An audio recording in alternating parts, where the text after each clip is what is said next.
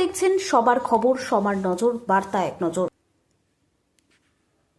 লাখ লাখ বৈধ বাঙালি যারা প্রজন্মের পর প্রজন্ম বাংলায় আছে তাদের ভোটাধিকার হরণ করা হচ্ছে। এর প্রতিবাদে মালদার সুজাপুরে বাংলা পক্ষের অনশন শুরু হয় গতকাল বিকেল থেকে।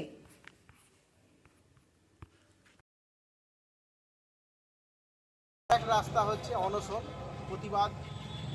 প্রতিবাদ জানাতে এই যে বাংলায় লাখ লাখ 8 লাখ বাঙালিকে অ্যাডজুডিকেশনে রাখা হয়েছিল। তারপরে এই সাপ্লিমেন্টারি যে লিস্ট বেরোচ্ছে তাদের 80% 70% বাঙালির নাম বাতিল দিয়ে দেওয়া হচ্ছে বৈধ ডকুমেন্টস থাকা সত্ত্বেও। তো এরই প্রতিবাদে আমরা আজকে সুজাপুরে অনশনে বসেছি। আজকে সাধারণ মানুষ, সাধারণ বাঙালিরা অসহায়।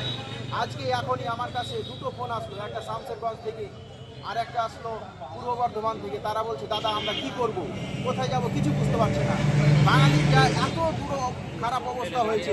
তো বাঙালির পাশে দাঁড়ানোর জন্য আজকে মালদা বাংলা পক্ষের আয়োজনে আজকে আমরা অনশন করেছি, প্রতিবাদ করছি।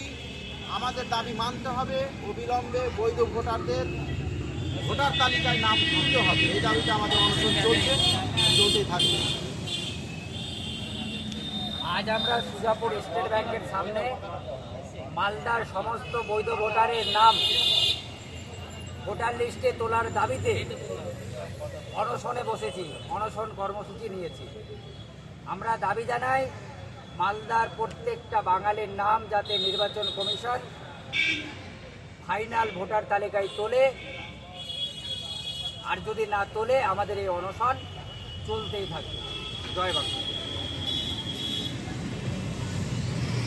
জয় বাংলা।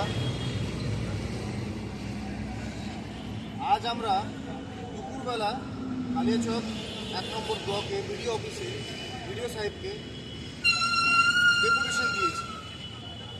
সেইখান থেকে আমরা কোনো রকম ভালো রেসপন্স না পাওয়ার পরে আমরা আজ সুজাপুর স্টেট ব্যাংকের সামনে অনশনে বসেছি। এই যে মালদা ডিস্ট্রিক্টে 8,34,000 বাঙালি ভোটারকে যে আন্ডার অ্যাডজুডিকেশনে রাখা হয়েছে এবং গেল 3 দিন থেকে যে সাপ্লিমেন্টারি লিস্ট রাত্রে বেরোচ্ছে সেখানে প্রায় 70% বাঙালির নাম বাদ দেওয়া হয়েছে।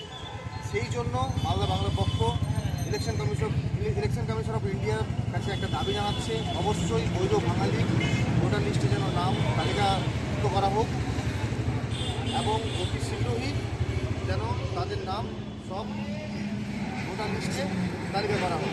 জয় বাংলা।